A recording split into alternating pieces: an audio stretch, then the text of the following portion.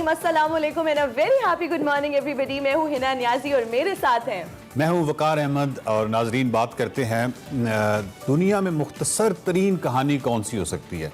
और दुनिया की जो मुख्तसर तरीन कहानियाँ हैं वो कई मशहूर कहानियाँ हैं। उसमें से एक कहानी यह है कि दुनिया का आखिरी आदमी कमरे में बैठा था कि अचानक दरवाजे पर दस्तक हुई। बस इतनी सी कहानी है, डरावनी कहानी है। एक और कहानी है हेमिंगवे की जो बहुत ही मशहूर हुई। वो ये थी कि बचकाना जूते या बच्चों के या ये जो नौमौलूद बच्चे होते हैं उनके जूते बराए फ़रोख्त कभी इस्तेमाल नहीं हुए। तो ये एक ऐसी कहानी है जिस पे आप घंटों सोच सकते हैं कि ये क्या हो सकता है। एक और कहानी है जिसमें एक लफ्ज़ भी नहीं कहा गया।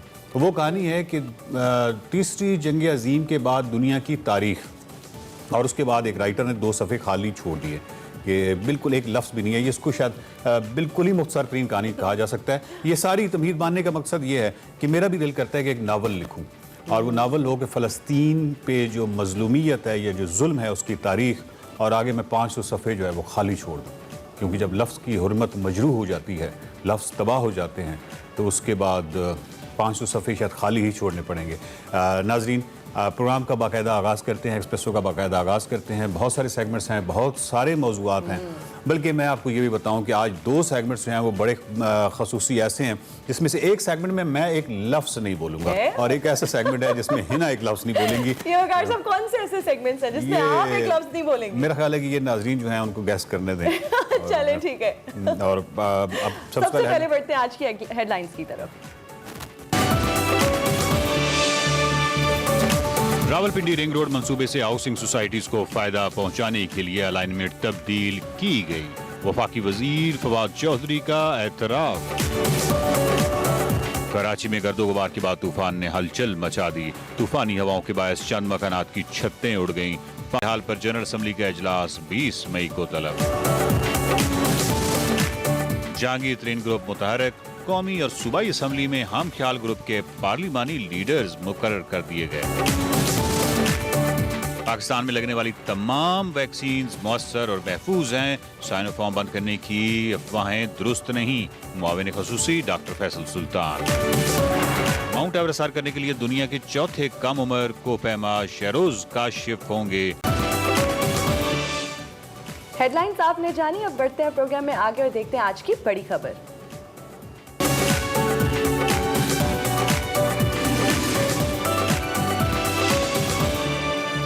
सबसे पहले बात करेंगे रावलपिंडी रिंग रोड स्कैंडल की। तो हुकूमत और अपोजिशन आमने सामने है। दोनों की तरफ से शदीद बयानबाजी जारी है और संगीन इल्ज़ामात लगाए जा रहे हैं। इल्ज़ामात के बाद वज़ीर आज़म के मुआविन खसूसी जुल्फ़ी बुखारी ने अपने ओहदे से इस्तीफ़ा दे दिया है, जबकि वफाकी वज़ीर गुलाम सरवर खान ने इब्तदाई तहकीकात को मुस्तरद कर दिया है।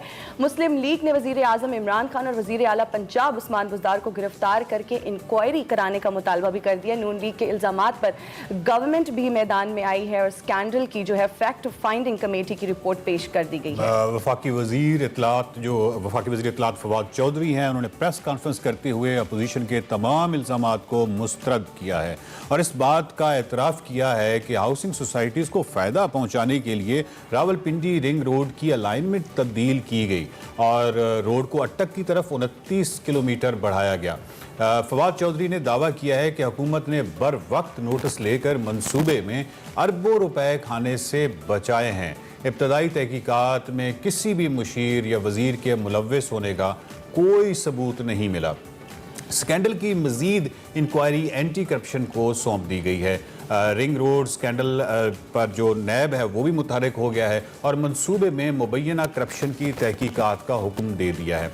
इसी सूरत हाल पे भी बात करेंगे, लेकिन है ना, बात ये है कि ये एक काफ़ी बड़ा स्कैंडल है और जावेद चौधरी साहब के कॉलम में कल पढ़ रहा था तो उसमें तो बहुत सारी मतलब एक होशरुबा किस्म के फिगर्स हैं और बहुत बड़े बड़े उसमें काफ़ी लोग मुलव्वस हैं इस पूरे करप्शन के स्कैंडल में। और जो स्पेशली जो 29 किलोमीटर जो अट्टा की साइड पे जो बढ़ाई गई है तो इसमें कोई 9 या 10 हाउसिंग सोसाइटीज़ हैं जिनके हवाले से। और आज तो एक्सप्रेस की जो बड़ी खबर है वो भी यही है कि रिंग रोड स्कैंडल को कोई वज़ीर मुशीर मुलव्वस नहीं, ये हुकूमत ने कहा है और पंजाब हुकूमत ने मेरे खिलाफ साजिश की। ये गुलाम सरवर साहब ने कहा है कि वज़ीर अफवाहबाजी और तहकीकात मुकम्मल होने तक ज़्यादा बात न की जाए।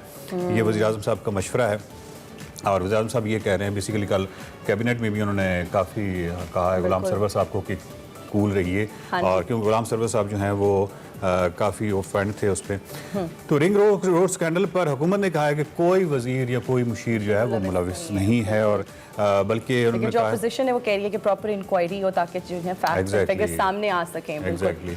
और उन्होंने कहा कि नोटिस ना लेते तो बड़ा स्कैंडल बन जाता।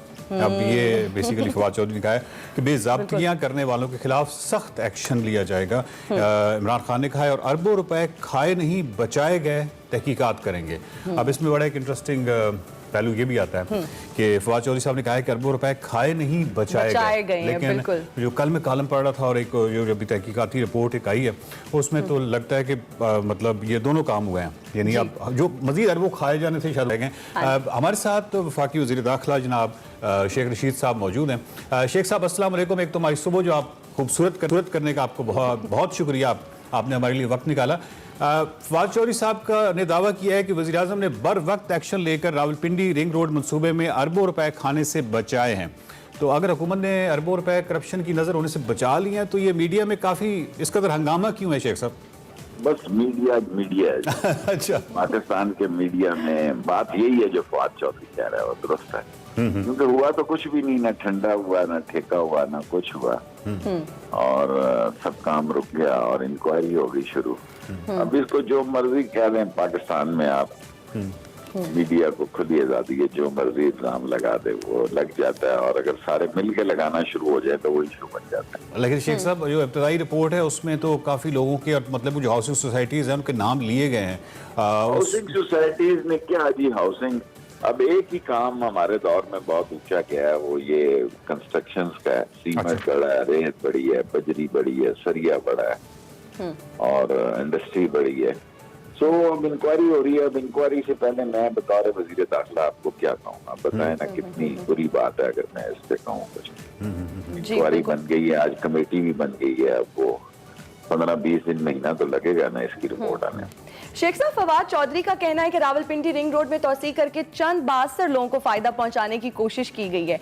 ये 62 लोग कौन है जिनको फायदा पहुंचाने की कोशिश की गई है? मालूम नहीं, फवाद चौधरी साहब से पूछें, वो छोटे बरखुरदार है। मैं आपको क्या कहा, आपका भी तो ये कमाल है ना, वजीर कोई वजीर के मुकाबले में खड़ा कर दें, हाँ न लेनी कोई न देनी।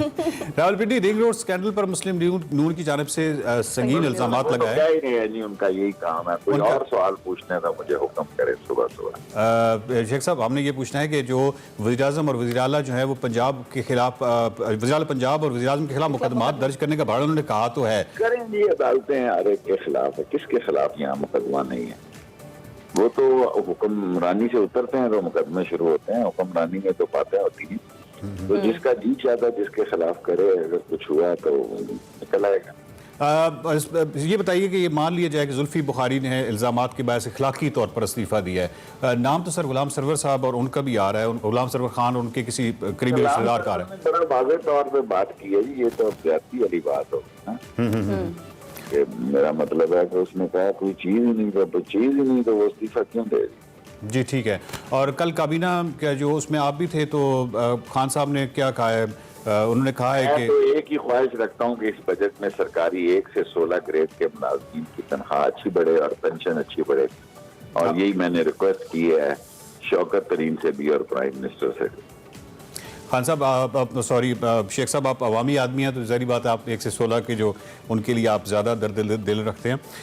शहबाज शरीफ के बारे से बता दीजिए कि वो इस वक्त क्या सूरत हाल है, यानी मतलब देखिए जी, बड़ी सादा सी बात है। नंबर 1, ये 14 मुल्ज़म है इसमें, ठीक है, 14 के 14 जो है 15 मुल्ज़म है शहबाज शरीफ के अलावा ECL पे, और आइन के आर्टिकल 25 की ये खिलाफ वर्जी है कि एक जैसा सलूक ना हो। और इनके जो 14 में से 5 मुल्ज़म हैं वो लंदन में फैमिली के मुकीम हैं, 4 इसमें सुल्तानी गवाह बन गए हुए हैं। ये तो केस को, अब वो रेफरेंस को खराब कर, शहबाज शरीफ कभी नहीं चाहेगा कि उसके केस का फैसला हो, कभी नहीं चाहेगा, चाहे उसको जितने मर्जी पापड़ बेलने पड़े। असल केस ये है, वो बाहर जाए, वो केस रोके, वो डिले करे, जो करे। उसको पता है कि मरियम और नवाज शरीफ पहले ही इलेक्शन नहीं लड़ सकते, वो अपने आप को अगले इलेक्शन तक महफूज करना चाहता है, लेकिन उसका केस बड़ा सीरियस है। अगर ये 4 विटनेसेस गुजर सकते जाते हैं तो फिर उसके मसाइल बड़े गंभीर हैं।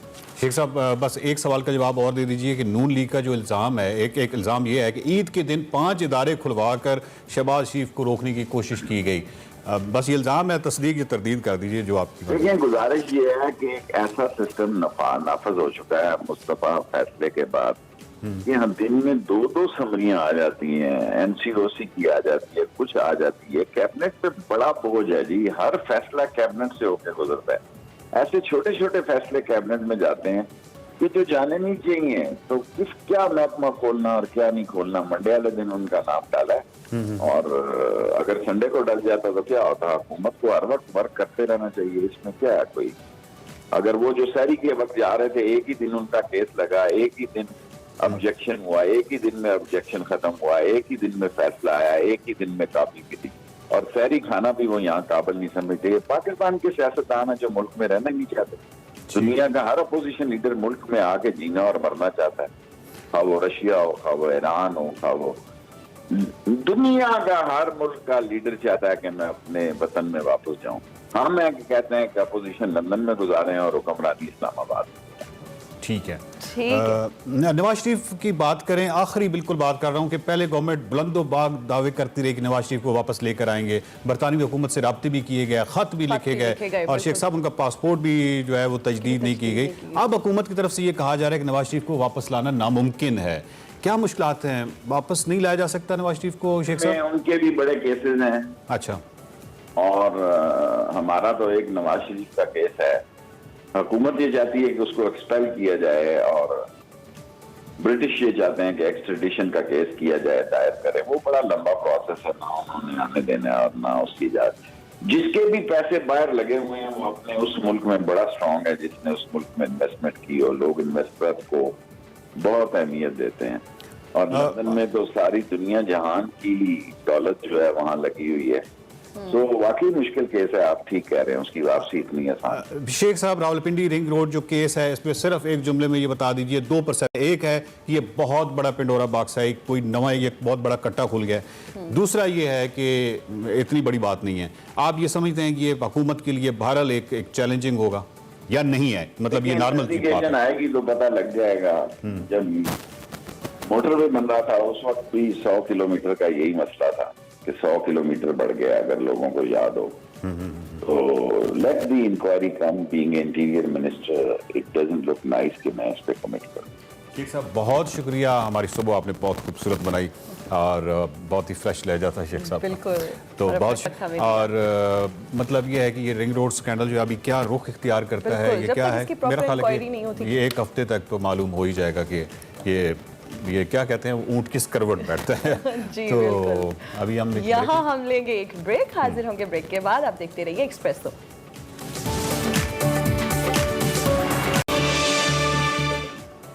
एक्सप्रेसो में आपको खुशामदीद। प्रोग्राम में आगे बढ़ते हैं और आप कुछ बात करते हैं बहरा अरब में बनने वाले समुद्री तूफान तौकती की, जो पाकिस्तान की साहिली पट्टी से दूर से गुजर गया है। मगर गुज़श्ता रोज़ क़यामत खेज़ गर्मी के बाद इस तूफान के असरात सामने आए, जिसके बायस कराची समेत कई साहिली शहरों को गर्दो गुबार में उसने अपनी लपेट में लिया और फिर कराची के कई इलाकों में कहीं हल्की और कहीं तेज़ बारिश का सिलसिला शुरू हो गया। बिल्कुल, और तेज आंधी के बाइस कई इलाकों में दरख्त जो हैं वो जड़ों से उखड़ गए हैं, खंबे और बिलबोर्ड्स गिर गए हैं। बारिश से के इलेक्ट्रिक का जो निज़ाम है वो हस्बे रवायत बैठ गया है। 900 से ज़्यादा फीडर्स ट्रिप कर गए हैं, जिससे आधे से ज़्यादा शहर की बिजली मुअत्तल हो गई है। आंधी और बारिश से मुख्तलिफ हादसात में 5 अफराद जहाँ बाक हुए, बहुत सारे जी बिल्कुल जख्मी भी हो। बिल्कुल, और रोशनियों के शहर में इस वक्त क्या ताज़ा तरीन सूरत हाल है, हमारे साथ हमारे रिपोर्टर जो आफ्ताब खान साहब कराची से मौजूद हैं, उनसे बात करते हैं। आफ्ताब खान साहब, आपने हमें ज्वाइन किया। सबसे पहले ये बताइएगा कि आज शहर कायद में मौसम कैसा है और क्या आज भी सूरज जो है वो आग ही बरसा रहा है? जी देखिए, अगर हम इतवार से बात करें, हीट वेव का पहला रोज़ था जिसकी पेशगोई जो है वो की थी महकमा मौसमियात ने इतवार से कबल 3 रोज़ कबल, और इतवार से जो है समंदरी हवाएं जो है वो बंद होना शुरू हुई, और उसके बाद हमने कई रोज़ के दौरान यानी इतवार से लेके मंगल तक खास तौर पर और आज बुध को भी जो है थोड़ी सी इद्दत महसूस की जा रही है। लेकिन आज जो है खुशाइन बात ये रही कि गुज़श्ता दिनों जो मिनिमम टेम्परेचर जो शहर का रहा, कम से कम दर्जा हरारत वो 33 डिग्री से ज़ायद रहा, 32.5 और 33। आज जो है वो 30 डिग्री जो है वो रिकॉर्ड हुआ है। इसका मतलब ये है कि आगे जाके जो है वो मौसम काफ़ी बेहतरी की तरफ जाएगा। उसकी वजह ये कि महकमा मौसमियात की जानिब से जो है ये पेशगोई की गई है कि आज जो है वो 36 से 38 डिग्री के दरमियान रहने के इम्कान है दर्जा हरारत मैक्सिमम जो है। आफ्ताब भाई, इससे कबल की बात करें तो जी आप 43 जी कंटिन्यू कीजिए। जी अच्छा, हीट वेव का ऐसा है कि हीट वेव जो है उसके हवाले से इब्तिदा में जो है वो 2 रोज़ की पेशगोई की गई थी। उसके बाद एक दिन और जो है बढ़ा दिया गया था, यानी कल मंगल को जो है कल भी हीट वेव था कराची में और शदीद तरीन गर्मी रही, जिसमें दर्जा हरारत जो है वो 41.5 डिग्री सेंटीग्रेड रिकॉर्ड हुआ। ताहम आज जो है महकमा मौसमियात का ये कहना है कि दोपहर या सपहर के वक्त जो है वो समंदर की जो बंद हवाएं ये तकरीबन जो है 76 घंटों के बाद जो है ये बहाल हो जाएगी। इस वक्त अगर हम बात करें तो शहर में जो है वो शुमाल मगरिबी जानिब से यानी बलूचिस्तान की सिमत से जो है ये गर्म हवाएं चल रही है, कम रफ्तार है लेकिन, और जब समंदरी हवाएं बहाल हो जाएगी तो डेफिनेटली दर्जा हरारत भी गिरेगा और बाकी 3 रोज़ की तरह जो है वो ज़्यादा शिद्दत नहीं रहेगी गर्मी में। 3 रोज़ के दौरान अगर हम देखें तो जो हवाएं चल रही थी वो थी शुमाल मशरकी, जो कि सिंध का रेगिस्तानी जो इलाका है, थरपारकर है, छाछुर है, मिट्टी है, वहाँ की हवाओं ने गश्त की है कराची में। जी आफ्ताब खान साहब, जो सिंध के वजीर आला हैं मुराद अली शाह साहब की जानिब से कहा गया था कि बिल बोर्ड्स जो है उनको हटा दिया जाए, जितने भी वहाँ पर बिल बोर्ड्स हैं, तो क्या बिल बोर्ड्स को हटाया गया, और अगर हटाया गया तो कितने बिल बोर्ड्स अभी तक हटा दिए गए हैं? बल्कि साहब मेरे सवाल का जवाब दे दीजिएगा कि गुज़श्ता साल जो बारिशों के बाद नालों की सफाई का काम शुरू हुआ था, तो उसके हवाले से मतलब थोड़ा सा उसकी भी अपडेट उसकी भी दे दीजिएगा। देखिए, पहले हम बिल बोर्ड्स की बात कर लेते हैं। इस हवाले से जब ये अलर्ट आया था और तूफान के बारे में वाज़ेह नहीं था कि इसके असरात जो है बारिशों की शक्ल में कराची पर आएंगे, उस वक्त तक तो ये अलर्ट था और उसमें एक आला सतह इजलास जो है वो वज़ीर आला सिंध की क़यादत में हुआ, ज़ेर सदारत हुआ CM हाउस में, और उसमें ये फैसला किया गया तो तमाम मुताल्लिका इदारे जितने भी है बल्दियाती उनको तलब किया गया था, जिसमें महकमा मौसमियात के लोग भी शामिल थे। वहाँ भी बिल बोर्ड्स हटाने की जो है वो बात की गई, उनकी जानिब से जो है ये हिदायत दी गई कि फुल फॉर हटाए जाएँ। इस हवाले से अगर माजी में देखें तो सुप्रीम कोर्ट ने भी इस पर बड़े वाज़ेह अहकाम दिए थे, लेकिन बदकिस्मती ये है कि इनको हटाया नहीं जा सका। लेकिन इन अहकाम के बाद हमने ये देखा कि जो मुताल्लिका इदारे हैं वो बिल्कुल भी फाल नहीं हुए हैं और किसी किस्म के जो है वो हमें शहर में कहीं नहीं नज़र आया कि बिल बोर्ड जो ख़ासतौर पर रिहायशी इमारतों पर, इसके अलावा शॉपिंग प्लाजा में जो बड़े बड़े स्ट्रक्चर उन्होंने लगाए हुए हैं और उसमें बिल बोर्ड जो है वो नालों की सफाई के वाले से भी जिसमें कल जी नालों की सफाई का ऐसा है कि अमूमन जो है ये इस किस्म के दावे जो है वो अलामियों में किए जाते हैं जो बल्दियाती इदारों की जानिब से, सिंध गवर्नमेंट की जानिब से सामने आते हैं। लेकिन मानसून का पीरियड हमारे पास है जुलाई से अगस्त, यानी 3 महीने के लिए होता है, और उसके बाद जब ये खतरात सर पे मंडलाने लगते हैं उस वक्त की ग्राउंड पर टीमें उतारते हैं। इस वक्त बेशतर मैं ये दावे से कह सकता हूँ कि शहर के बहुत ज़्यादा जो तादाद में नाले जो है वो कचरे से अटे हुए हैं। उस वक्त बदतरीन सूरत हाल, मतलब इतनी कंक्रीट की पुख्ता कचरे से ऐसे कि आप उस वक्त फर्श बन गई है जिस पर चल सकता बंदा, तो ये वाली सूरत हाल है। और जब मुझे तो ये लग रहा है कि जिस तरह ये दावे किए जाते हैं, और अगर मानसून अभी चूँकि जुलाई से अगस्त जो है कराची में मानसून जुलाई से अप्रोच कर लेता है, तो उसी किस्म की सूरत हाल होती है जिसको हम फिर अपने। बहुत शुक्रिया आफ्ताब खान साहब, आप हमें कराची की ताज़ा तरीन सूरत हाल से आगाह कर रहे थे, और हीट वेव का जो खदशा था वो कह रहे उनका कहना था कि वो शायद का है, और गुफ्तगू का सिलसिला जो है वो इसी तरह जारी रहेगा। हमारे पास बहुत ज़बरदस्त मेहमान भी हैं, हम स्टूडियो में भी ज्वाइन करेंगे, लेकिन फिलहाल हम लेंगे एक ब्रेक, हाजिर होंगे ब्रेक के बाद।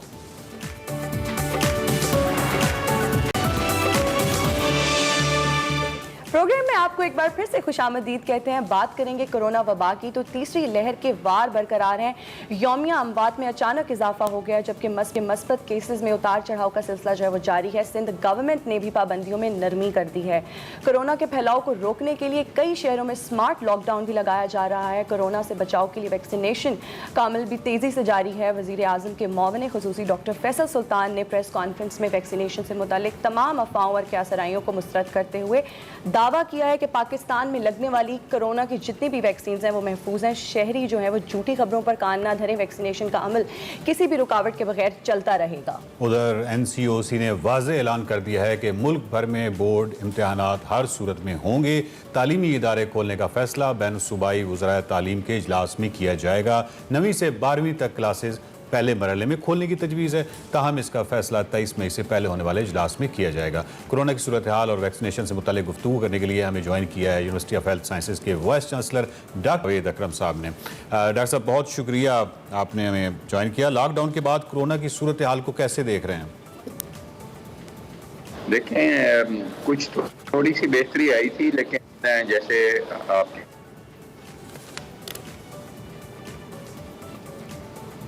डॉक्टर साहब की आई थिंक ऑडियो थोड़ा सा इशू है। तो कोरोना की सूरत हाल पे एक तो डॉक्टर साहब, डॉक्टर जवेद अकरम एक तो हमारे जी आ गए जी हैं। डॉक्टर साहब जी, मैं अर्ज कर रहा था कि जैसे रमज़ान के आखिरी दिनों में और ईद की चूँकि आमद थी, तो थोड़े टाइम के लिए शॉप्स खुलती थी, लेकिन उनमें रश बेइंतहा होता था और जो SOPs नामी चीज़ें हैं वो बिल्कुल उनकी धज्जियाँ फेरी जाती थी। ऑब्वियसली वो केसेस 10 दिन बाद ही आने होते हैं जब ट्रांसमिशन, क्योंकि 10 दिन इसका इंक्यूबेशन पीरियड है। तो वो अब हम ये जो स्पाइक देख रहे हैं इस वक्त कि आज जो रिपोर्टेड केसेस हैं कल के वो 104 डेथ्स पे चले गए हैं और पॉजिटिविटी रेट भी अनफॉर्चुनेटली बढ़ गया, 8% हो गया।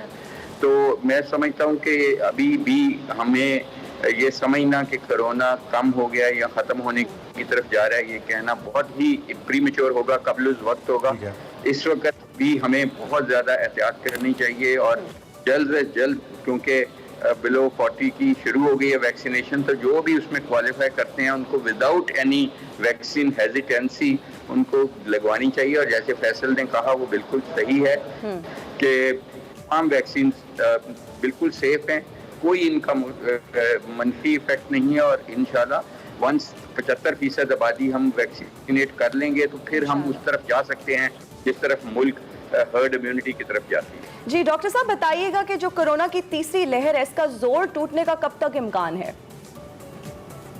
देखें ये बहुत मुश्किल है कहना, इसका दो हिस्से हैं। एक तो इसकी वजह ये थी जिसका बारे में हम कोई कुछ सवाए दुआ के अल्लाह ताला से और कुछ नहीं कर सकते कि वायरस जो है वो अपनी साख्त बदल रही है, म्यूटेशंस आ रही हैं उसकी, जो RNA है उसमें, और दूसरी उसकी स्पाइक प्रोटीन्स में बहुत सारी वेरिएशंस आ गई हैं जिसकी वजह से उसका लगने का अंसर जो है वो कई गुना बढ़ चुका है और उसकी इन्फेक्टिविटी भी बढ़ गई है और उसकी विरुलेंस भी बढ़ गई है, यानी कि वो उसके डेथ रेट भी उससे बढ़ रहा है और लोगों के लंग डैमेज भी बढ़ रहा है। तो उसका तो देखें हम कुछ नहीं कर सकते, उसको तो दुआ करते हैं कि अल्लाह ताला ऐसी चीज़ को होने से रोके।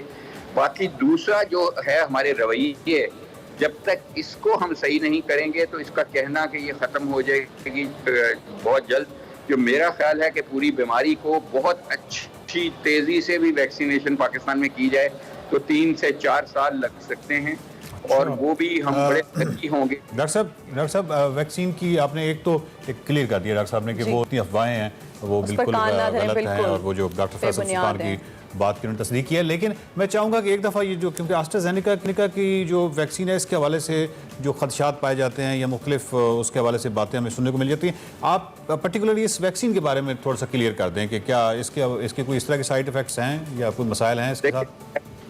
एस्ट्राजेनेका की वैक्सीन में क्योंकि तैयारी में भी हम इन्वॉल्व रहे, ये ऑक्सफोर्ड यूनिवर्सिटी UK की इजाद है और फिर एस्ट्राजेनेका ने ये बाय आउट की। ये वैक्सीन और एक जॉनसन एंड जॉनसन की जो सिंगल डोज वैक्सीन है, एस्ट्राजेनेका की वैक्सीन 90 दिनों बाद दूसरी डोज लगती है और इसमें देखा गया कि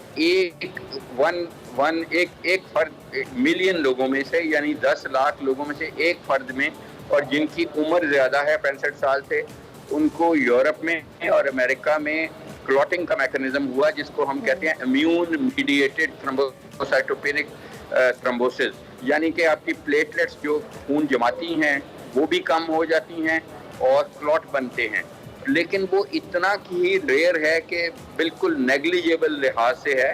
इसलिए मैं समझता हूँ कि उसको 10 लाख में से एक बार, जिस तरह ये तो प्रोबेबिलिटी यानी जो आपने बताई है वाकई। डॉक्टर साहब क्विकली मुझे बता दीजिएगा, फ़लस्तीन के हवाले से कोई आपके डॉक्टर्स और इमदादी टीम कोई रवाना हो रहे हैं तो उनका उसके हवाले से थोड़ा सा बताइएगा। देखें, हम फ़लस्तीन के हवाले से एज ए मुसलमान हमारा दिल खून के आंसू होता है जब हम आपकी स्क्रीनों पे ये चीज़ें देखते हैं, लेकिन उसको देख के खाली दुआ कर देना और खाली कंडेम कर देना काफ़ी नहीं। हमें आलमी बरादरी को झंझोड़ना पड़ेगा। जब 9/11 हुआ था वर्ल्ड ट्रेड सेंटर में, उस वक़्त दुनिया का रिएक्शन देख लें, वो भी एक बिल्डिंग गिरी थी, यहाँ हजारों बिल्डिंग्स गिर रही हैं, यहाँ बच्चे और औरतें सब को शहीद किया जा रहा है, तो कोई रिएक्शन कहीं से नजर नहीं आ रहा। तो इसका एक अलामती तौर पे ये है कि हम पाकिस्तानी डॉक्टर्स, मुसलमान डॉक्टर्स, हम पहले भी गजा गए थे, पिछली दफ़ा भी हम कोशिश कर रहे हैं कि हमारी उनसे रोज़ बात हो रही है, जो रेड क्रेसेंट है फ़लस्तीनियन, और दूसरा उनकी अल खज़र एक ऑर्गेनाइजेशन है, उनके ज़रिए ही हम उनके साथ इन लिंक्ड अप हैं, और हम सामान भी भेज रहे हैं, दवाइयात और खाने का और सर्जिकल गुड्स, और हमारे डॉक्टर्स, नर्सेज, पैरामेडिकल बहुत ज़्यादा अल्हम्दुलिल्लाह रजिस्टर हो चुके हैं। कल मैं जाऊंगा, कल मैं जात पे एम्बेसी जा रहा हूँ, पैलेस्टाइन की भी और इजिप्ट की भी, क्योंकि इजिप्ट बॉर्डर के जरिए ही हमें एक्सेस करना पड़ता है। मुश्किल होगा, बिल्कुल बिल्कुल। डॉक्टर साहब बहुत बहुत शुक्रिया आपने हमें, और अल्लाह ताला आपको इसका अजर दे। बहुत बड़ा काम है ये जो आप जा रहे हैं। और अभी हम क्विकली एक ब्रेक लेते हैं, और ब्रेक के बाद एक बहुत ही अहम और बहुत ही खास मेहमान से आपको मिलवाते हैं। कहते हैं आपके जो आगे फ्यूचर प्रोजेक्ट्स हैं, जिस तरह से आप लोगों के लिए काम कर रहे हैं। Thank you so much for your time. यहाँ हम लेंगे एक ब्रेक, हाजिर होंगे ब्रेक के बाद।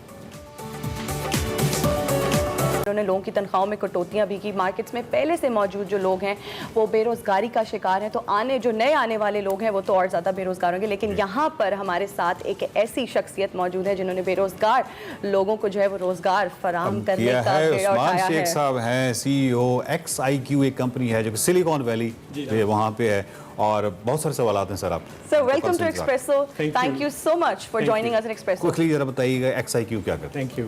सो फर्स्ट ऑफ ऑल अस्सलाम वालेकुम to you and your audience, and बहुत शुक्रिया आप लोगों ने हमें एक मौका दिया बात करने का।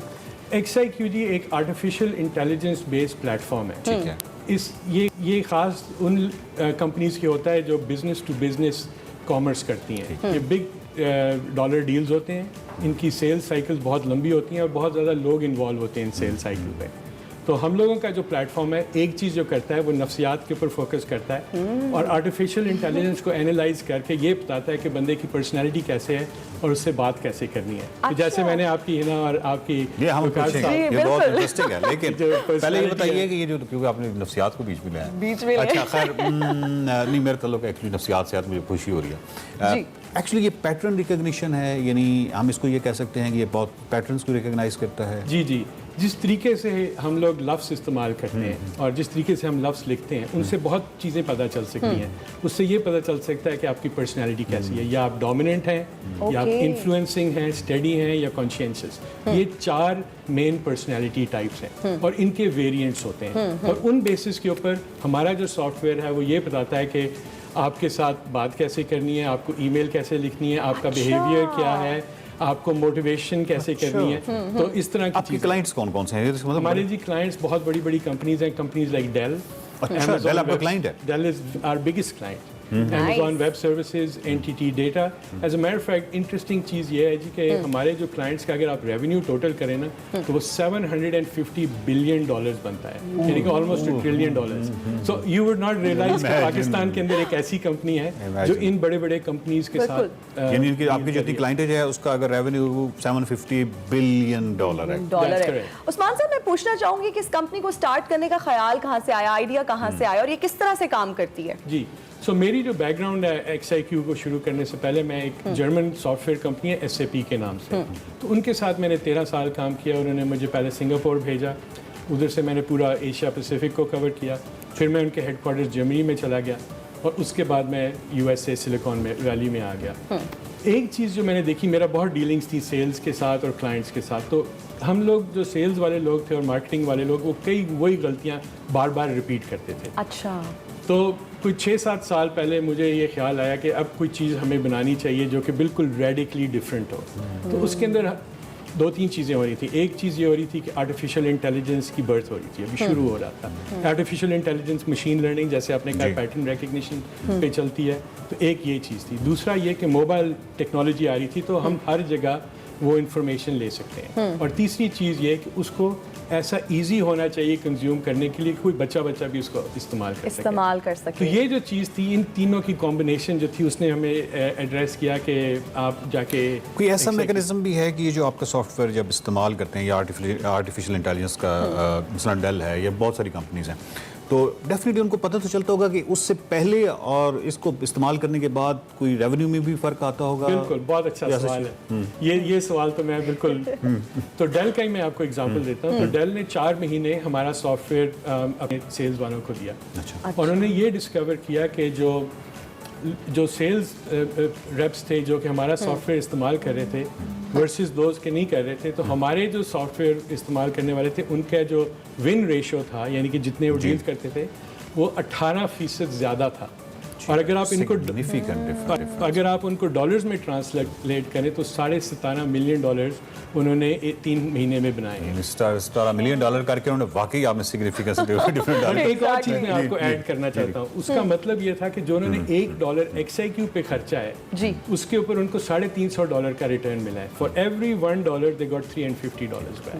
This is a big success. मैं चाहता हूँ कि आप जरा ये बता दीजिए कि पाकिस्तान के हवाले से और पाकिस्तानियों के हवाले से और ये जो बेरोज़गारी है इसके हवाले से कोई प्लान या कोई है इस वक्त? जी अल्हम्दुलिल्लाह, पिछले साल जब पेंडेमिक हुई तो इधर जैसे आप कह रही थी कि काफ़ी कंपनीज ने ले ऑफ्स किए हैं। माशाल्लाह हमारी कंपनी 400% बढ़ी है पाकिस्तान में। हमने बहुत लोगों को रिक्रूट किया है, क्योंकि अगेन जो ही मैं आपको बात पहले कह रहा था कि पेंडेमिक की वजह से लोग अब मिल नहीं सकते। तो जो हम सिग्नल्स लेते थे जो एक सामने बैठ के बंदा कलेक्ट कर सकता है, वो अब नहीं थे। तो उस बेसिस के ऊपर अब उन्होंने हमारा सॉफ्टवेयर का रुझान हुआ, वो ज़्यादा ऊपर चढ़ा और हमने इधर से टॉप इंजीनियर्स हायर किए। तो एक तो ये था, और दूसरा ये कि हम जो अपनी कंपनी है उसका एक कल्चर बड़ा सिलिकॉन वैली टाइप कल्चर बनाना चाहते हैं। तो हम कल्चर की वजह से भी लोगों को रिक्रूट कर रहे हैं। तो माशाल्लाह इकोनॉमी भी अच्छी है हमारे लिए क्योंकि हमारा सॉफ्टवेयर चल रहा है, और दूसरा ये कि हम अच्छे लोगों को भी। अभी आप कितने दिनों के लिए पाकिस्तान में?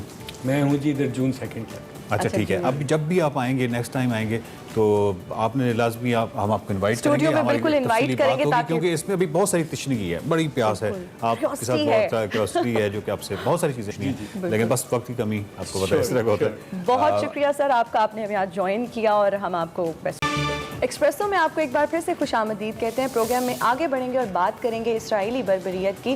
सियोनी फौजों की फ़लस्तीनी आबादी पर बमबारी का सिलसिला जारी है। इसराइली बमबारी से गज़ा में हर तरफ तबाही के मनाजिर हैं। रिहायशी, सेहत, तालीम, मवासलात और दीगर इंफ्रास्ट्रक्चर मुकम्मल तौर पर तबाह हो चुका है।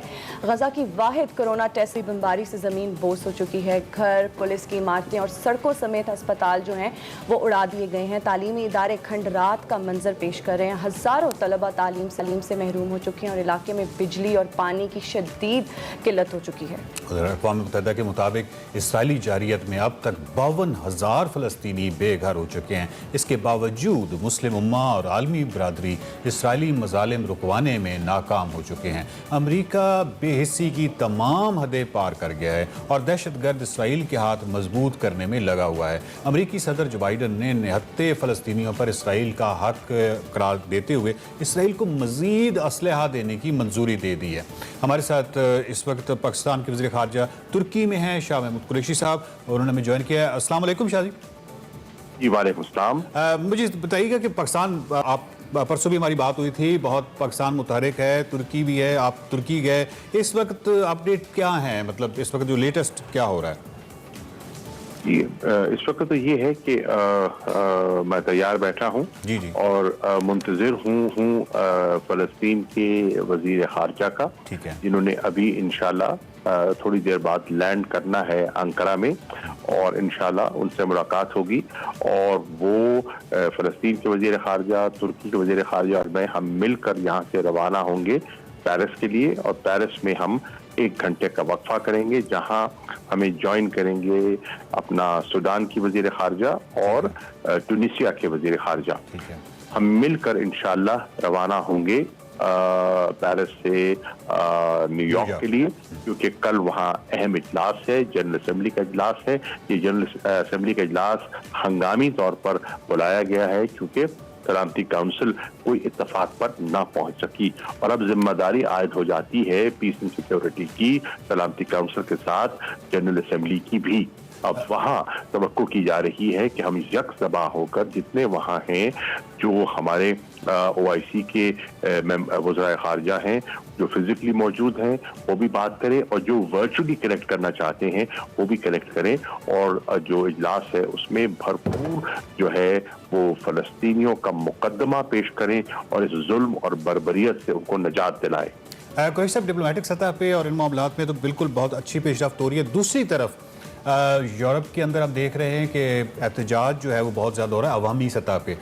ये किस हद तक सफारती जो मामलात हैं उनको किस हद तक ये सपोर्टिव होगा, क्योंकि लाखों अफराद जो हैं वो हमने देखे हैं कि बरतानिया में भी, और आप पेरिस जा रहे हैं, मतलब फ्रांस में भी हुआ है, मुख्तलिफ जगहों पर ऐसा। कल आप सही फरमा रहे हैं, आपने सही निशानदेही की, और मेरी कल यही गुजारिश थी, और मैं आपके प्रोग्राम से एक मरतबा फिर 2 गुजारिशात करना चाहता हूँ। नंबर 1, 65 बिलियन मुसलमान जो यूरोप में बसते हैं, मुतहर्रक हो जाइए, अपने नेबरहुड्स में अपने मुंतखब नुमाइंदगान से राब्ता कीजिए, उनको मोबिलाइज कीजिए और उन्हें कहिए कि वो मजलूम फ़लस्तीनियों के लिए आवाज़ बुलंद करें। और आप देख रहे हैं कि उसका असर होना शुरू हो गया है। आपने देखा कि न सिर्फ बर्लिन में एहतजाज हुआ, जर्मनी के वजीर खारजा का एक मौक़िफ़ सामने आया और वो सीज़ फायर की बात कर रहे हैं। आप देख रहे हैं कि न सिर्फ लंदन में एहतजाज हुआ, न सिर्फ मामलात के सामने ऑक्सफोर्ड में एहतजाज हुआ, आप देख रहे हैं कि उसका असर जो है आज बरतानिया की हुकूमत पर पड़ रहा है। 2,42,000 से ज्यादा पटिशनर्स ने पटिशन पर साइन कर दिया है और वो बहस को लेके जा रहे हैं हाउस ऑफ कॉमन्स में। आप देख रहे हैं कि अमेरिका में एहतजाज शुरू हो गया है और Bernie Sanders, senator Bernie Sanders और बहुत से कांग्रेसमैन जो हैं वो उसके हमनवा हो गए हैं और आज मुतालबा कर रहे हैं एडमिनिस्ट्रेशन से, बाइडेन एडमिनिस्ट्रेशन से, वो अपना किरदार अदा करे, वो अपना असर और रसूख इस्तेमाल करे और सीज फायर जो है फायरबंदी के लिए वो इजराइल पर अपना दबाव बढ़ाए। आप देख रहे हैं कि मिस्र के वजीर खारजा अरब लीग का नुक्ता नज़र भी पेश कर रहे हैं, मिस्र का नुक्ता नज़र भी पेश कर रहे हैं, OIC का नुक्ता नज़र भी पेश कर रहे हैं। आप देख रहे हैं कि जॉर्डन के वजीर खारजा अपना किरदार अदा कर रहे हैं। आप देख रहे हैं कि नाइजर के वजीर खारजा अपना किरदार अदा कर रहे हैं। तो ये एक एक्टिविटी शुरू हुई है, आप देख रहे हैं सिडनी से लेकर यूरोप तक सब दारुल खिलाफ। मतलब आप ये जितना पैटर्न नजर आ रहा है, हम ये कहें मेरी गुजारिश एक, मोबिलाइज पब्लिक ओपिनियन जब तक हरकत में नहीं आएगी, इजराइल जो है वो मस्त हाथी जो है, वो जो मगरूर हाथी है, वो किसी ठिकाने नहीं बैठेगा।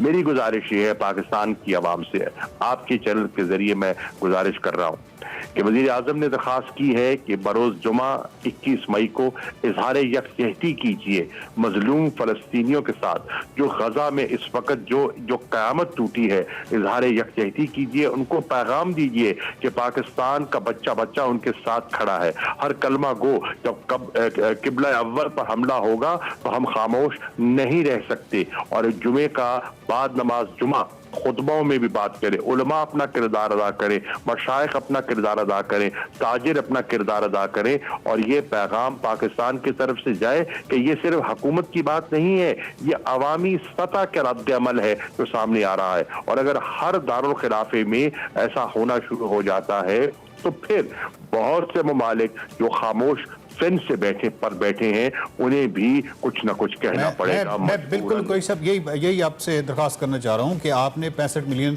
जो मुसलमान हैं यूरोप में, उनसे आपने दरखास्त की कि मोबिलाइज हो जाइए, पब्लिक ओपिनियन बहुत अहम है।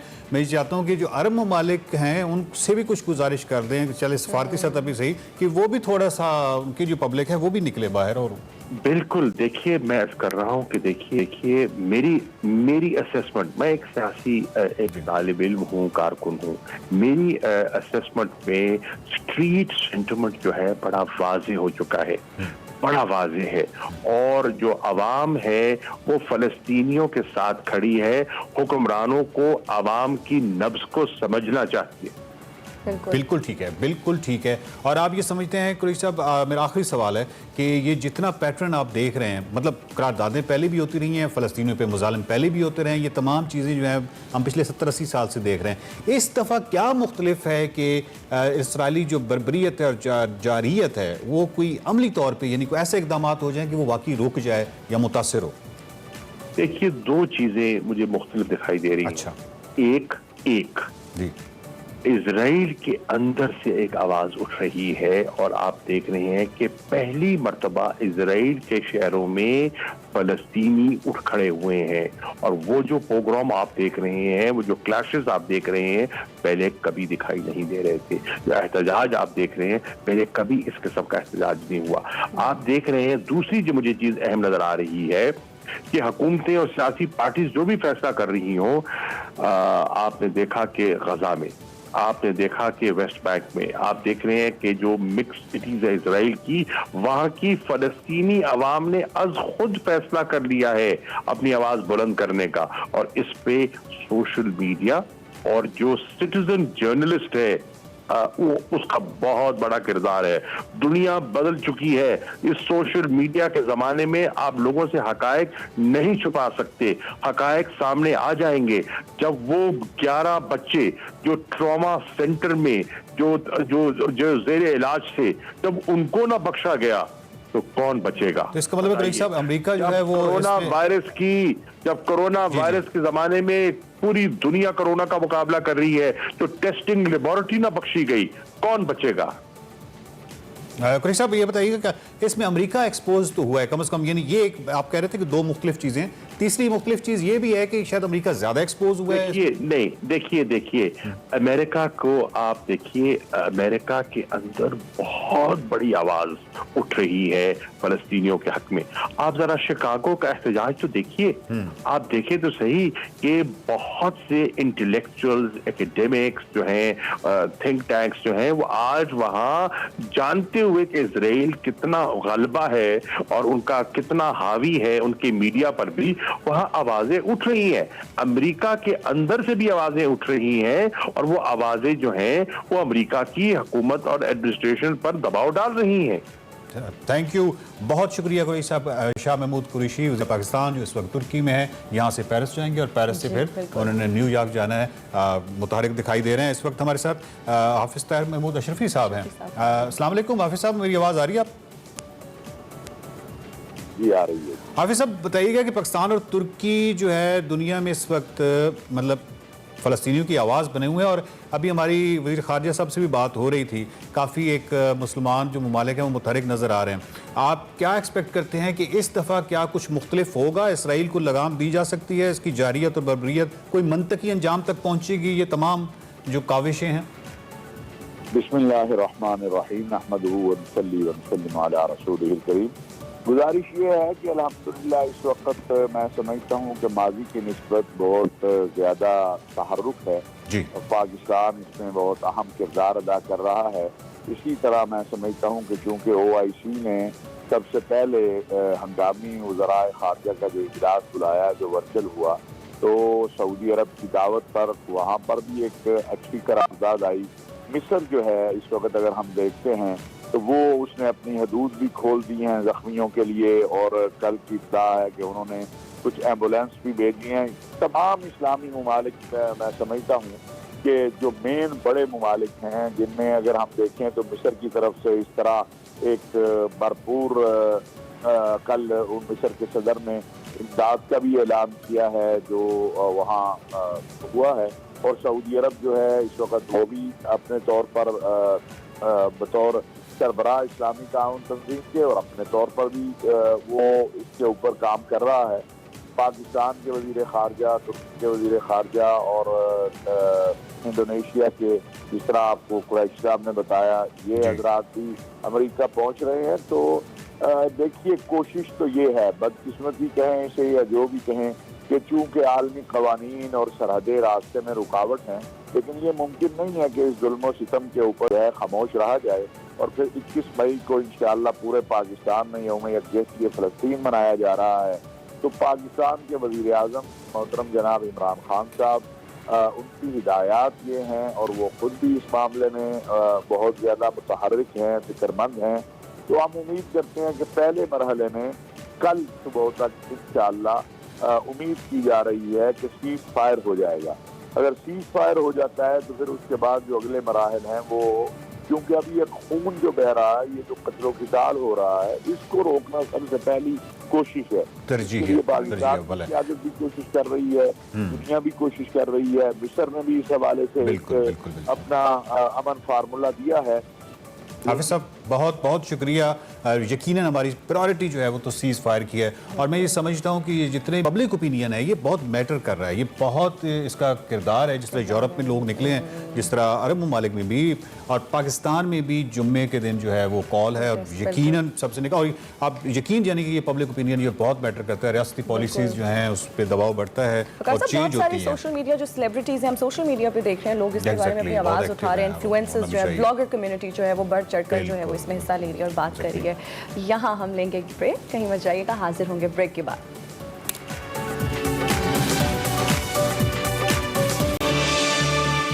एक्सप्रेसो में खुश आमदीद। और ये सेगमेंट जो है बड़े खूबसूरत सेगमेंट है। इस पे मैं चाहता हूँ कि हिना जो है वो मैक्सिमम बोले, क्योंकि इससे आगे जो सेगमेंट आने वाला है उसमें मैंने हिना को नहीं बोलने देना, उसमें पहाड़ आ रहे हैं, और जहाँ पहाड़ आ जाएंगे तो हमें हिना आपको नहीं बोलने दूंगा, नहीं बोलने देंगे। ठीक है, तो प्रोग्राम में आगे बढ़ते हैं और बात करते हैं अल्लाह ताला की बला की बेशुमार नेमतों की, जिसमें से पानी जो है वो बहुत बड़ी नेमत है और हमारी जो है वो ज़रूरतों में से, बुनियादी ज़रूरतों में से एक बहुत बड़ी ज़रूरत है, बुनियादी ज़रूरत है, और जो कि हमारी बॉडी को जो है ना इस चीज़ की बहुत ज़्यादा ज़रूरत होती है। पानी के बगैर हम जिंदा नहीं रह सकते, मतलब खाने के बगैर भी नहीं रह सकते, लेकिन पानी के बगैर भी नहीं रह सकते। लेकिन इसकी अहमियत है क्या? और फिर अगर गर्मी की बात करें, क्योंकि गर्मी का मौसम, मशरूबात का इस्तेमाल जो है वो बहुत ज़रूरी है। बहुत सारे इसको लेकर मिसकंसेप्शंस हैं कि गर्मी का मौसम है तो जी पानी बहुत ज़्यादा पीना चाहिए। आई थिंक इसमें मैं कम बोलूँगी। और हमारे साथ इस वक्त हमारी गेस्ट मौजूद है जोहा सुहेल, जो कि एक न्यूट्रिशनिस्ट हैं।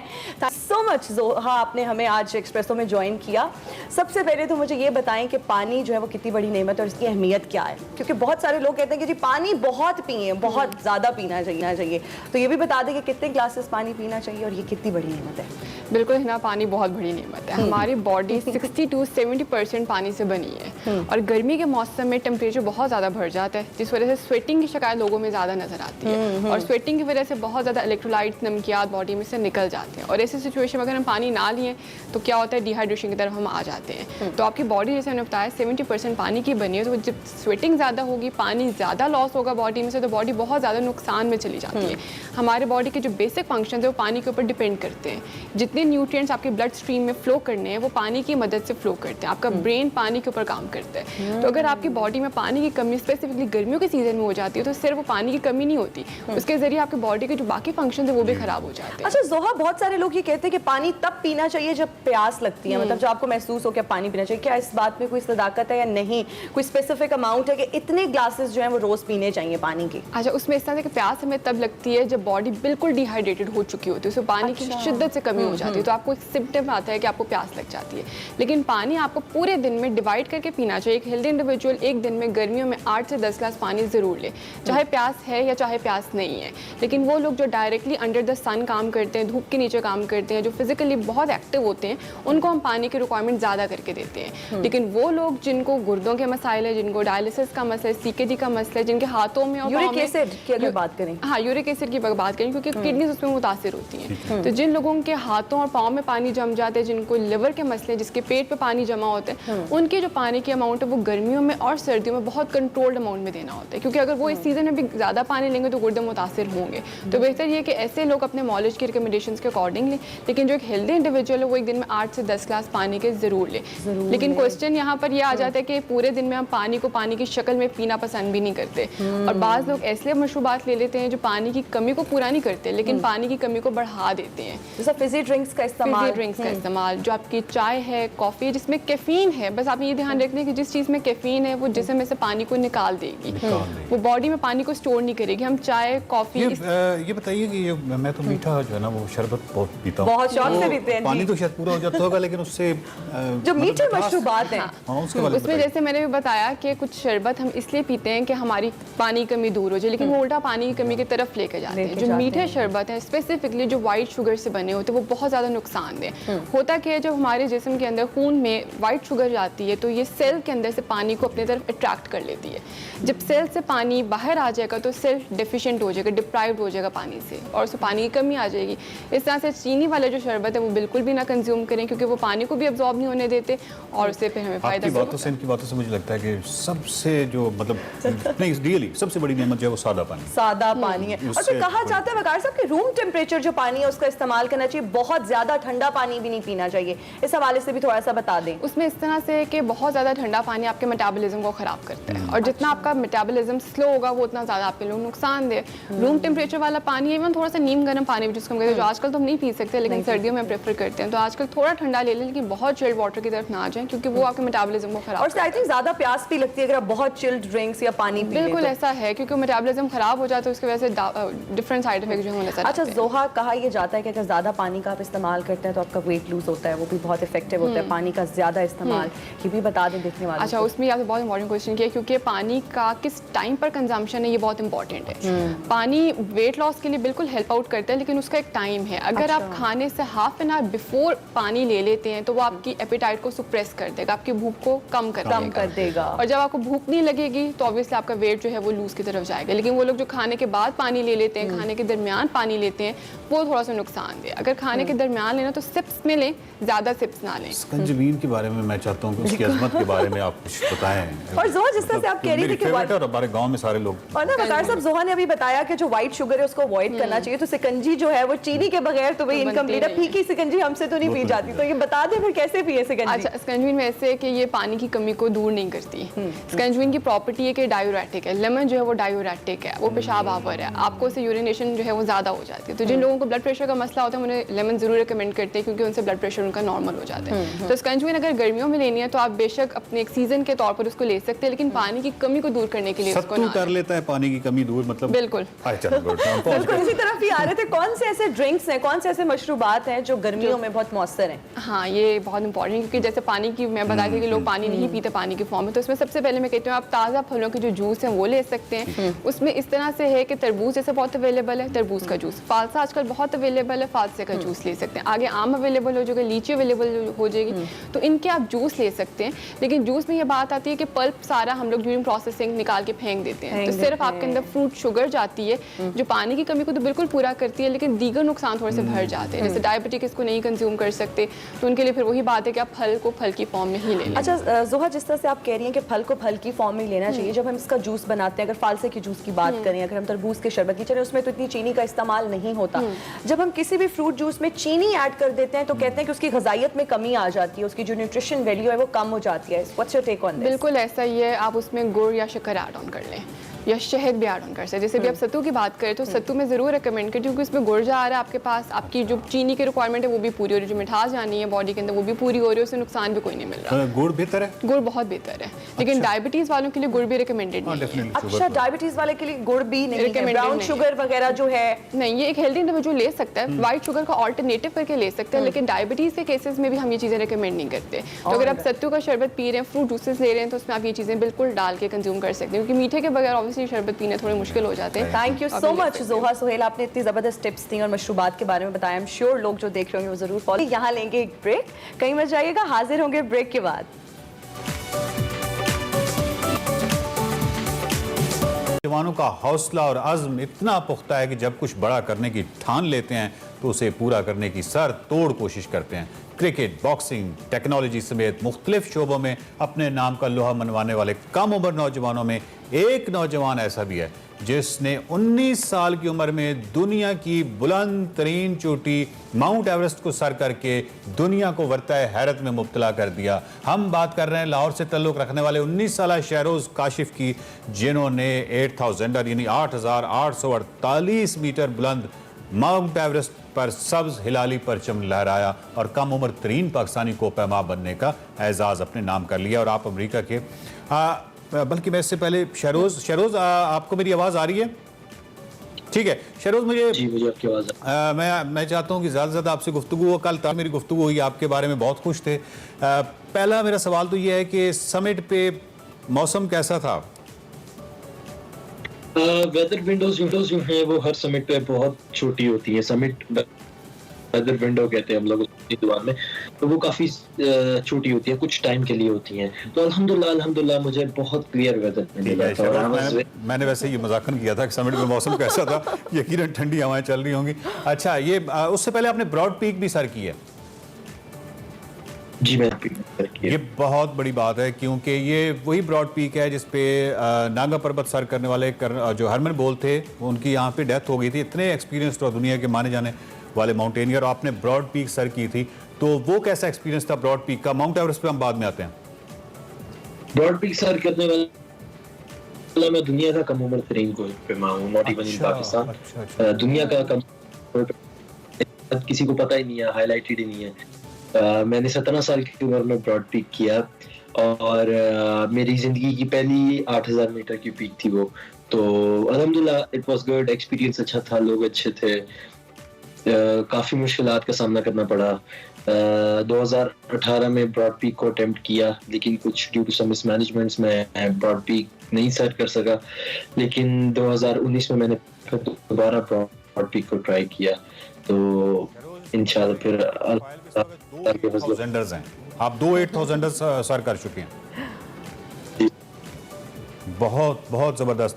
अच्छा तार साहब भी आपने ऊपर एक वीडियो बनाई थी, मैं चाहता हूँ क्या हम कर सकते हैं हम प्ले? चलिए वो वीडियो देखते हैं। वो वीडियो मैसेज तार साहब के लिए उन्होंने किया। एवरेस्ट टॉप पे हूँ, और आज से KSS इवेंट पे मुस्तंसर से तार साहब ने कहा था कि Shehroze will be the youngest Pakistani to climb Everest, और एक वीडियो मैसेज में आपने कहा था कि आप तो एवरेस्ट के लिए जा रहे हो, लेकिन एक 80 साल का बूढ़ा भी पीछे पीछे आ रहा है। तो सर मैं बताना चाहता हूँ कि वो 80 साल का बूढ़ा मेरे आगे था और मुझे खींच के लेके आया है एवरेस्ट टॉप तक। Thank you. तार साहब ने भी आपके लिए एक मैसेज रिकॉर्ड किया है, हम आपको वो भी दिखाएंगे। मुझे आज तक किसी भी ईद पे इतना बड़ा तोहफा नहीं मिला जितना शहरोज तुमने दिया है एवरेस्ट को कॉन्कर करके। I am really grateful. और मुझे यहाँ पे अलामा का वो शेर याद आता है कि मोहब्बत मुझे उन जवानों से है सितारों पे जो डालते हैं कमन। तो तुमने तो कमन एवरेस्ट पे डाल दी। और मैं I am very excited and I am very honoured. It's a great award भी और रिवॉर्ड भी। और मैं ख्वाहिश करता हूँ कि शायद फैंटेसी होती है ना कि शायद दुनिया के किसी और खित्ते में कभी कोई ऐसी चोटी जो है वो डिस्कवर हो जाए जो एवरेस्ट से भी बुलंद हो, और तुम मेरे पास आओ और फिर मैं उन्हीं दुआओं के साथ तुम्हें रुखसत करूं और तुम्हारे पीछे पीछे चलूं। आई एम श्योर कि तुम उसको भी समिट कर लोगे। बहुत बहुत मुबारकबाद। शहरोज कैसा लग रहा है ये सब कुछ सुन के तार साहब की जुबानी? पैसे पूरे हो गए एक्सपेक्टेशन। जबरदस्त जबरदस्त जबरदस्त। अच्छा, बल्कि आप लाहौर आ रहे हैं ना, तो लाहौर में यकीनन हम तार साहब से मुलाकात होगी। तार साहब इंतजार कर रहे हैं आपका। जी शहरोज, हम जानना चाहेंगे कि जब माउंट एवरेस्ट पे आपने सबसे लाली परचम लहराया तो उस वक्त आपकी फीलिंग्स क्या थी, क्या जज्बात थे? To be very honest and very straightforward, according to mountaineering उस वक्त बहुत थका हुआ था। 8800 मीटर पे 16 घंटे हमारे कंटिन्यूसली चलने के बावजूद, लाइक 9 बजे चलना शुरू किया, 9 बजे रात के 8 बजे 8 बजे अब शाम से रात भी मेरी आंखों के सामने हुई, तारे भी मेरी।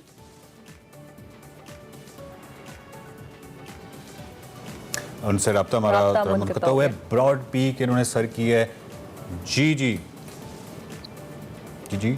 लेकिन समिट पे फीलिंग एक और होती है, it's a sense of achievement. I think so कि वो वहां पे आती है और वहीं पे ही आप छोड़ के आ जाते हो बाकी क्लाइंबर्स के लिए। शहरोज, ये जो अभी आपने जुमला कहा है ये मुझे बता रहा है कि आप आने वाले वक्त के सिर्फ बहुत बड़े माउंटेनियर ही नहीं हैं, अदीब भी हैं। ये बहुत ही कमाल जुमला था आपका, बहुत ही ज़बरदस्त। मुझे बताइए कि पाकिस्तान में 4 8000 अभी बाकी हैं, अभी आपने ब्रॉड पीक की है, तो बाकी जो 4 8,000ers हैं उसके बारे में भी आपका है कोई इरादा? जी मेरा तो इरादा है। आई एम होपिंग कि गवर्नमेंट इस चीज़ पे कुछ एक्शन लेगी, क्योंकि 8 साल से जो भी किया है we not taking even a single money from anyone. लेकिन अब मैं चाहता हूँ कि मुझे स्पॉन्सर मिले, क्योंकि अब हमारी भी बस हो गई है। शहरोज, आपको ज़्यादा मोटिवेशन मतलब कौन है कहाँ से मिली जिससे आपको ये ज़्यादा motivation? मोटिवेशन मिली है? मैं आपको ना आज एक ऐसे शख्स की बात बताता हूँ जिसने हमेशा से मुझे बात की है कि कोई बात नहीं, मैं अपने फादर के सामने जो है ना जाके कहता था पापा इस बार भी स्पॉन्सर नहीं मिला, कोई बात नहीं तेरा बाप करवाएगा तुझे, पापा एक्नॉलेज नहीं कर ली, कोई बात नहीं तेरा बाप करेगा एक्नॉलेज तुझे, मुझे सपोर्ट नहीं है, कोई बात नहीं तुझे तेरे बाप की सपोर्ट है। तो आज तो कि मेरे फादर एक ऐसे रोल मॉडल है मेरे लिए जिन्होंने हर मोड़ पे इस तरफ मुझे एक अच्छी एडवाइस दी है, बल्कि उस अच्छी एडवाइस पे जो है वो अमल करने के लिए जो है वो अच्छे पैसे भी दिए हैं। तो I think so it's something like एक पैकेज है प्रॉपर। ये बहुत बड़ी बात है कि आपके वालिद आपके साथ थे, और ये बहुत ही महंगी स्पोर्ट्स है। इसके अलावा इसके लिए बड़ी करेज चाहिए, इसके लिए बहुत ज़बरदस्त किस्म की सपोर्ट चाहिए जो कि यकीनन फादर की शक्ल में और फादर के उस रिश्ते के उसमें शक्ल में सबसे ज़्यादा मौसर साबित हो सकती है। मुझे बताइएगा एक टेक्निकल सा सवाल है, ब्रॉड पीक भी 8,000 है, माउंट एवरेस्ट भी 8,000 है, टेक्निकली आपको ज़्यादा दिक्कत किस पहाड़ को सर करने में हुई? आई थिंक सो कि आप किसी चीज को कंपेयर नहीं कर सकते, हर पहाड़ इटसेल्फ एक टेक्निकल चीज है।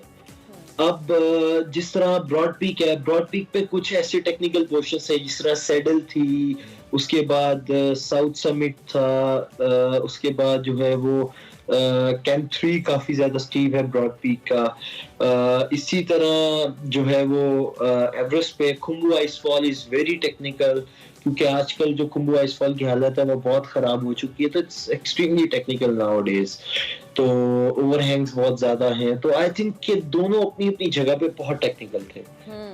शहरोज, हम जानना चाहेंगे कि क्या क्या सामान आप साथ लेकर गए और वो सामान संभालना कितना मुश्किल था, वो बैग कैरी करना कितना मुश्किल था, और किन किन मुश्किलात का आपको सामना करना पड़ा?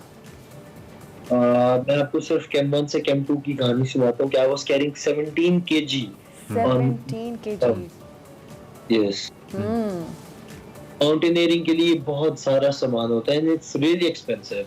लाइक बूट्स हैं आपके, आपका डाउन सूट है, ऑक्सीजन बॉटल्स है, आपके कैराबिनर्स, हार्नेस है, क्रैम्पॉन्स हैं, like it's very very much. Like मैं लिस्ट बोलने पे हूँ तो शायद बहुत टाइम लग जाएगा, तो लेकिन कुछ चीजें हैं ये। शहरोज, आप मेरी भी एक ख्वाहिश अगर कर सके मतलब पूरी मैं आपसे बिल्कुल कतई नहीं चाहता कि आप 8,000 मेरे लिए सर करें, लेकिन एक पहाड़ है जो कि 8,000 के करीब करीब है, राकापोशी की बात कर रहा हूँ। क्या आप राकापोशी ऊपर जाके, मैं चाहता हूँ कि 2 तस्वीरें चाह रहा हूँ, एक तस्वीर जो है वो हुंजा वैली की, आपने राकापोशी समिट पे आप हो, और दूसरी बगरोट वैली की। तो ये भाई के लिए आप कर सकते हैं ये 2 तस्वीरें? आई वाज एक्सपेक्टिंग कि आप बोलेंगे कि मेरे लिए भी एक मैसेज रिकॉर्ड करें। सर पहाड़ इजाजत देगा तो सब कुछ हो जाएगा। वाह वाह वाह वाह वाह, मैंने कहा है ना शहरोज, मैं आप सिर्फ माउंटेनियर नहीं हैं, आप आने वाले वक्त के अदीब भी हैं। तो अच्छा, यंग जो हैं आपके यहाँ, मतलब ये बहुत ही महंगी स्पोर्ट्स है, और पाकिस्तान दुनिया में पहाड़ों की क्या कहते हैं एक सल्तनत है। मैं चाहता हूँ कि ये स्पोर्ट्स पाकिस्तान में मकबूल हो। इस सिलसिले में शहरोज कोई मुख्तसर सा पैगाम दे दीजिए जो नौजवान हैं, कोई कौन सा ऐसा प्लेटफॉर्म हो सकता है, कहाँ से वो अपने इस शौक़ को आगे बढ़ा सकते हैं? पाकिस्तान में सर अफसोस के साथ कहना चाहूँगा कि इस चीज़ की तरफ जो है वो इतना रुझान नहीं है लोगों का, इवन लोगों का नहीं बल्कि गवर्नमेंट लेवल पे भी इतना रुझान नहीं है। अली सपारा के इंसिडेंट्स के बाद जो है वो इस चीज़ पे थोड़ा सी तवज्जो दी गई थी, लेकिन उस तरह क्लाइंबर्स को नहीं सपोर्ट किया जाता कि जिस तरह करना चाहिए। तो आई थिंक सो इसमें गवर्नमेंट के जो अदारे हैं, जितने भी जो माउंटेनियरिंग के जो खुसूसी माउंटेनियरिंग के लिए बने हुए हैं गवर्नमेंट के अदारे, आई थिंक सो उनको थोड़ा एक्शन में आना चाहिए, उनको थोड़ा एक्टिव होना चाहिए। और आई थिंक सो कि माउंटेनियर्स के साथ जो है वो कदम बढ़ा के आगे चलना चाहिए, क्योंकि 5 बड़े पहाड़ हैं, हमारे पे जिम्मेदारियां ज्यादा हैं। शहरोज थे हमारे साथ, बहुत शुक्रिया शहरोज। बात ये कि एक तो मुझे बहुत फ़ख्र हो रहा है कि आप हमारे मेहमान हैं और इतने बड़े आप हीरो हैं, सबसे बड़ी बात यह है कि पाकिस्तान जो है वो को-पैमाई के हवाले से दुनिया का एक सबसे यानी बिजी तरीन मुल्क होना चाहिए, क्योंकि यहाँ पाकिस्तान में दुनिया में 14 8,000 हैं, 5 पाकिस्तान के अंदर हैं। जो 7,000 हैं उनकी तादाद भी 120 और उससे ऊपर है। 6,000 से ऊपर कुछ ना पूछें, 5,000 से ऊपर हैं वो शायद अभी तक काउंट ही नहीं हुए। मेरा मतलब है पाकिस्तान जो है वो पहाड़ों की एक बहुत बड़ी सल्तनत है। यहाँ का सबसे बड़ी स्पोर्ट्स, सबसे ज़्यादा स्पोर्ट्स जो है वो यकीनन वही होना चाहिए थी, माउंटेनरिंग। लेकिन हुकूमत से और इल्तमास है कि इसके हवाले से बहुत अच्छे इकदाम करने की ज़रूरत है, ताकि हमारे को-पैमा जो है वो जो यूथ है वो अच्छी मुस्बत सरगर्मियों में उसमें कर हिस्सा ले सके। बिल्कुल, thank you so much Shahroz, आपके टाइम का बहुत। यहाँ लेंगे एक ब्रेक, आएंगे ब्रेक के बाद।